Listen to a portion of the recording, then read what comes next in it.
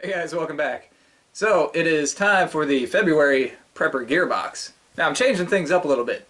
Mainly, I am no longer going to do an unboxing portion of the video. That's because there's other guys out there who do unboxings of the Prepper Gearbox and they do a great job. I encourage you to check out their videos. You can find most of them in the sidebar, or you can go to Prepper Gearbox's Facebook page and they share a lot of the videos there. Now I'm going to use that time just to do first impressions and follow-ups on the previous month's box, because now I've had a month to use these products and there's a few things that need to be said, or unsaid in this case, and we're going to follow that up with the field demonstration, so you get to see all of these products in their natural habitat being used, and you get to see how well they actually work in the real world, and then the final review. So stay tuned. Alright guys, this is what we got this month. We're going to start out with this, the Nebo Edge 90 flashlight. This is a tactical style light. It has a glow-in-the-dark button on the back, a pocket clip on the side to keep it handy, and a little self-defense tip here on the front in case you need to poke somebody in the eye. It is pretty bright, and it has a strobe function on it and runs on one AA battery. So, cool. Next up we have the UST Wetfire fire attender. As I've said before in previous videos, that this is my favorite fire attender because it is so effective. We've got an 8-pack here. Each one of these tabs will burn for approximately 10 minutes. So we got a lot of burn time here. Next up, we got the Aquamira water purification tablets. As I've said before, I do not review water purification methods because it's impossible to actually review. Now if I were to treat some water with this and I drank it and I didn't get sick, well, you might say, hey, it worked. But what if the water was safe to drink anyway?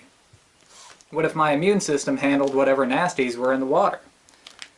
Now if I did drink water that was purified with this and I did get sick, you might say, well, hey, it didn't work. But in the case of something like Giardia, that could take up to, well, several weeks before I showed any symptoms at all. So it would be impossible to tell that it was the result of this and not something else. So even though I can't review it fully, I can give it a recommendation.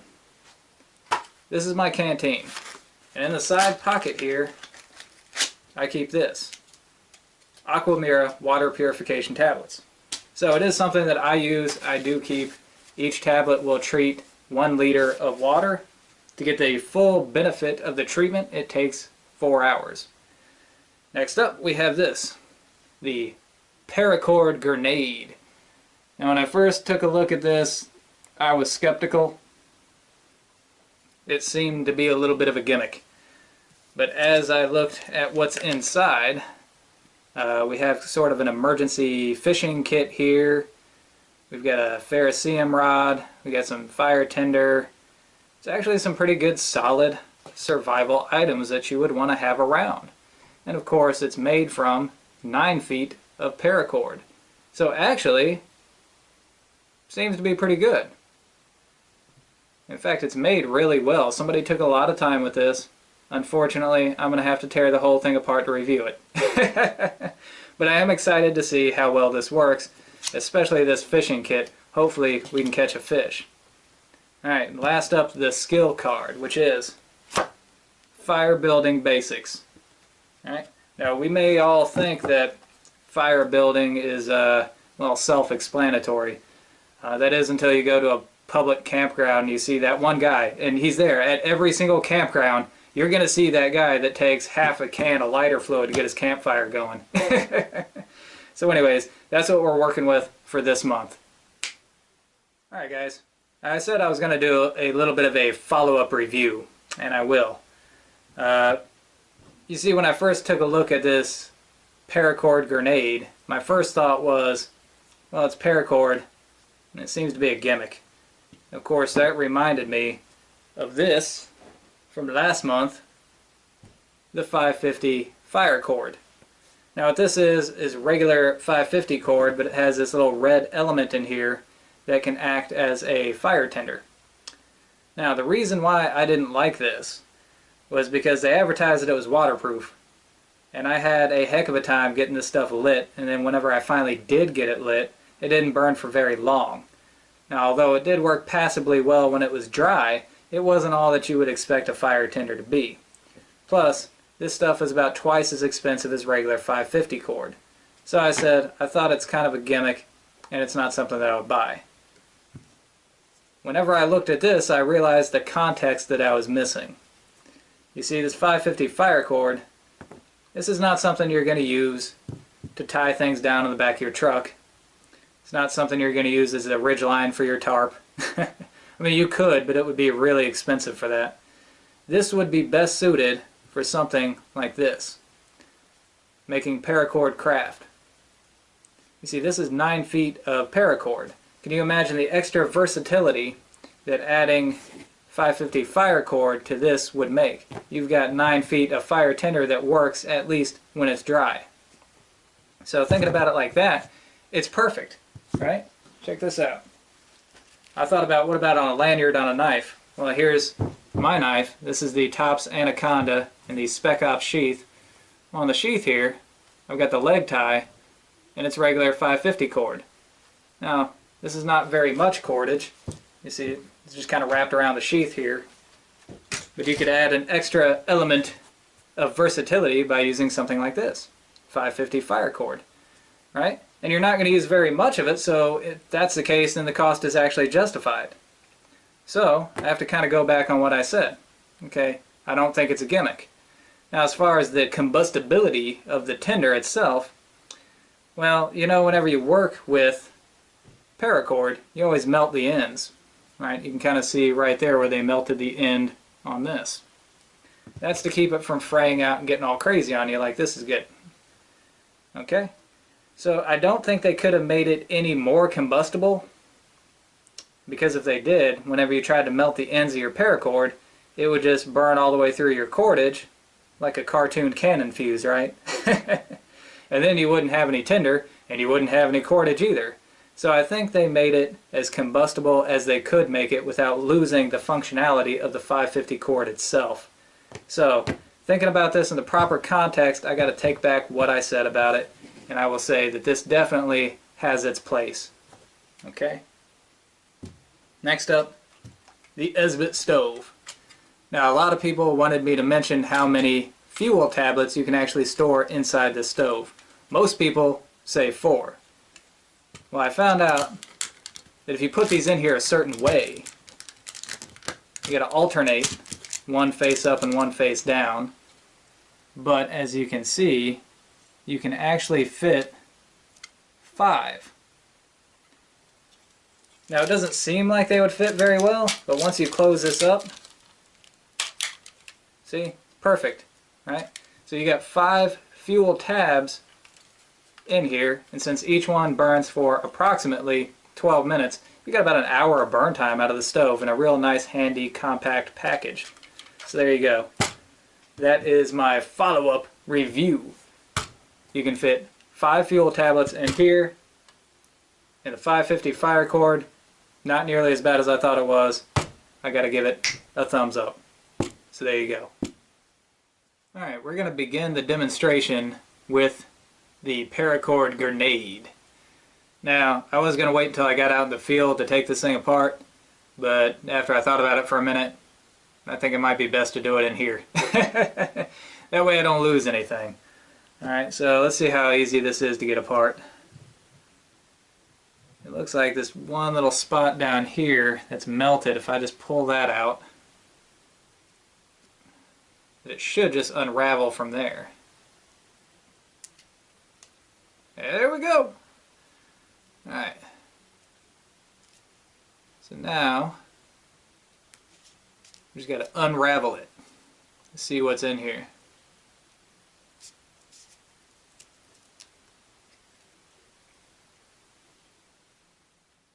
I gotta say, I'm pleasantly surprised. I thought that was going to be a lot more difficult. Here you go. Yep, that's about 9 feet of paracord, just as they said. Maybe even a little bit more.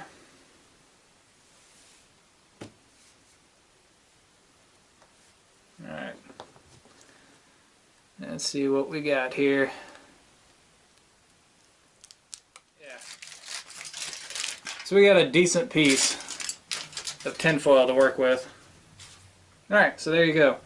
We have these two fishing floats, and I'm not sure how they go together. We got some fire tinder, ferro rod, little tiny lure that I don't think is going to work very well, two different size fishing hooks and a little bit of fishing line, two sinkers, two swivels that are pretty big, some snare wire, sewing needle, safety pins, little blade there, alcohol pad, extra fishing line, carabiner, and a little bit of extra tin foil, and a neat little bag, and 9 feet of paracord.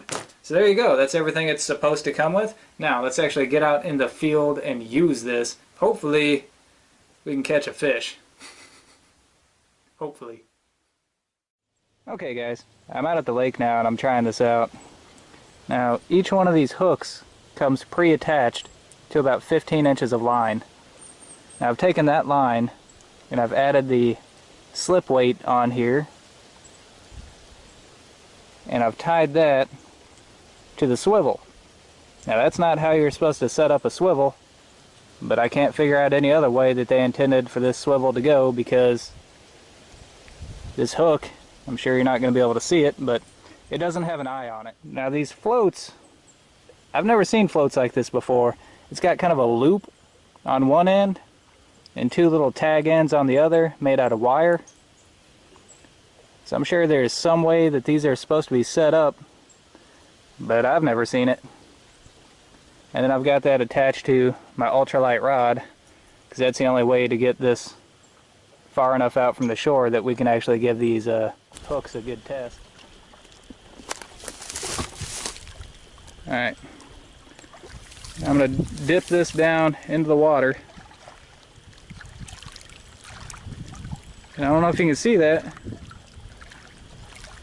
but that float doesn't float.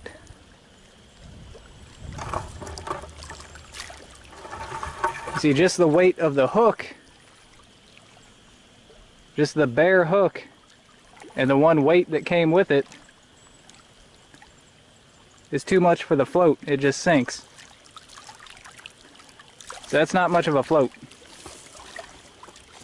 Alright guys, this is what we got going on. This is my main rod and reel right here. I've got all my own stuff on it, my own hooks, weights, line, everything.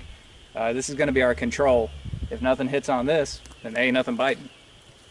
Over here I've got my ultralight rod set up, and I've got the original 15 inches of line the kit came with, along with the hook and the sinker that the kit came with. I tried to use the float too, but it doesn't actually float. And I've got it all tied to the swivel that the kit came with, and I'm using that original line as a leader, and I've attached it to the line on my reel here. Now this is going to give it the best presentation. I can get it out there to where the fish are actually at, to give it every opportunity to test out this hook. As far as bait goes, I've got a grub on this one, and I've got a worm on this one. So hopefully we get something.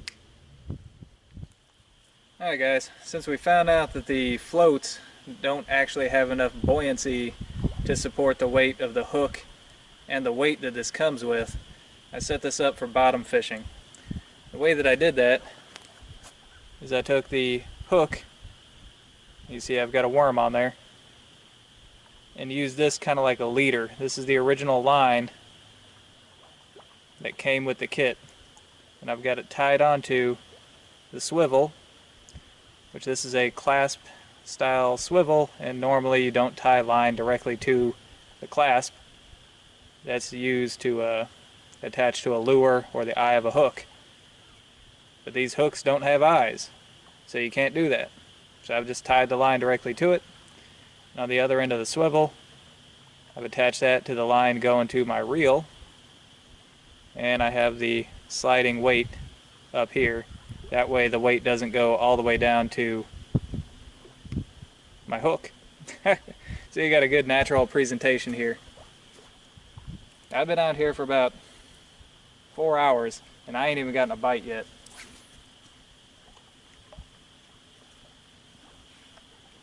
There's been a couple other people out here too. They've been using minnows. They didn't even get a bite. Alright guys, we got our bowl of nasty water here. There's stuff swimming around in there.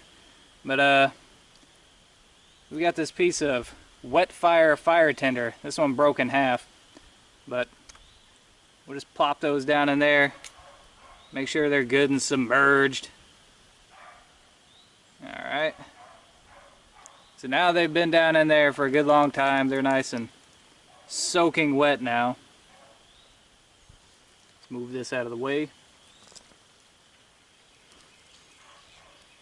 Now, let's see how well this actually works.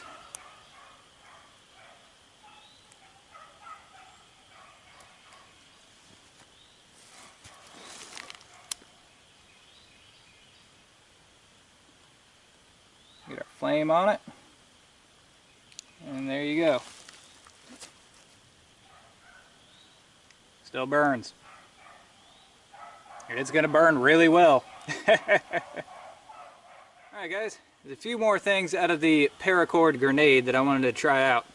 Mainly, this little scalpel and the ferro rod. We're going to try to use this as a striker for the ferro rod. And the tinder that it comes with. They don't give you a whole lot. You get about a pinch of it. I believe it's jute twine. We're going to try to start a fire. We're also going to use the Wetfire fire tinder that has been submerged that we used a few minutes ago. And to help us with this, we got our skill card, the Fire Building Basics. Now this goes over everything you need to start a fire. Fuel, air, and heat. You got to have all three. You got to have a good location, out of the wind, preferably dry. You want to gather all your materials together before you start. That's important. You need tinder, kindling, and fuel logs. Then we have a step-by-step process on the back. So, I will read you the additional tips because they're very good. The rest of it, I'm just going to demonstrate. Often you'll need to add more tinder or kindling as you build the fire. This isn't always a linear process. Boy, is that true. You see, fire making becomes intuitive after a while, but when you're still learning, it's always good to remember it's not linear. Be patient. Fire building is as much of an art as a science. Don't rush it, and you'll have a great fire. Well, hopefully, we'll have a great fire. So let's take a look at what we got here. Alright. So here we've got everything laid out. This is where the fire is going to be. You see, I've already got some of the smaller sticks ready to go. I have two larger logs there to raise the fire lay up off of the wet ground. In the middle, I have some Wetfire fire tinder that we're going to try to ignite with the ferro rod and the tinder that came in the Paracord Grenade. Over here, we've got some flash tinder that is reed down. It's very similar to cattail down, but not quite as good. But it's the best we got here. Small sticks, smaller than a pencil. Medium-sized sticks, about the size of a pencil.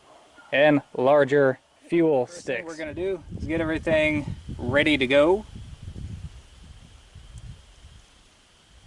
I'm going to kind of separate this jute twine here. You want this to be nice and airy. You want to have good airflow through this whole thing. This will help it catch on a lot better. Okay. Let's set that down right there.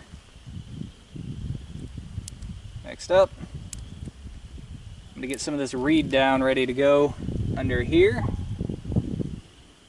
I'll stick some right there too.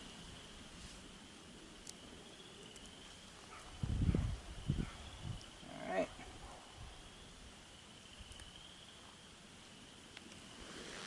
Get some of that under there. Okay. Now, hopefully, we can strike a spark into this jute twine, ignite the Wetfire fire tinder, move this under our fire lay, and get our kindling going. Let's hope. Alright.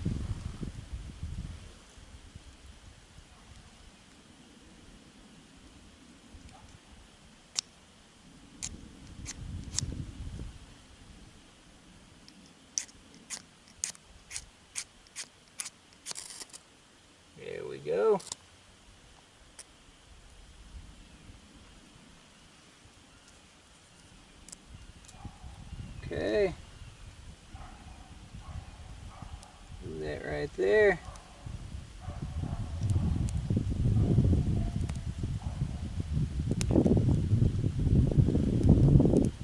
So far, so good. And once this gets going, we're going to slowly add more to it. We don't want to smother it.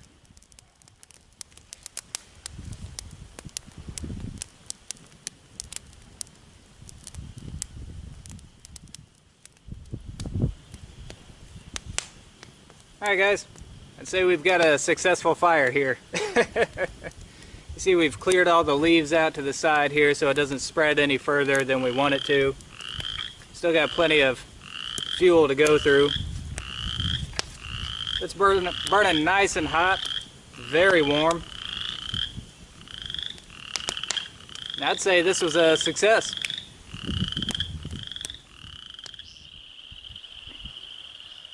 Okay, so this is going to be kind of an unscientific test of the Nebo Edge 90 flashlight.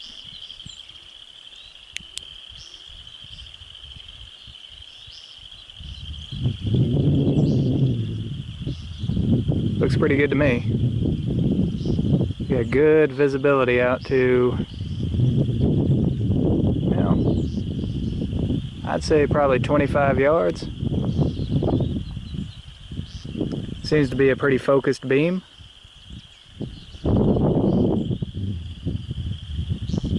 Alright, I like it. There it is. Alright guys, it is that time once again for the final review. Now I have to say at first that there's a lot of things that I'm going to miss here. Now I originally had a lot more footage, but the video just got ridiculously long, so I had to cut a lot of it out. But with that being said, we will begin the review with the Nebo Edge 90 flashlight. Now, it is a very bright flashlight. The pocket clip does hold securely. The button on the back does glow in the dark. That little bezel tip on there, it'll jab your hand if you try to get your hand down in your pocket and you forget that you got the light down in there. All in all, a great light. Retail price $15. Next up, the Wetfire Tinder cubes. Those are great. They're just unaffected by water. The only bad thing about them, they are kind of cost prohibitive for a lot of people because they're about $1 a pop.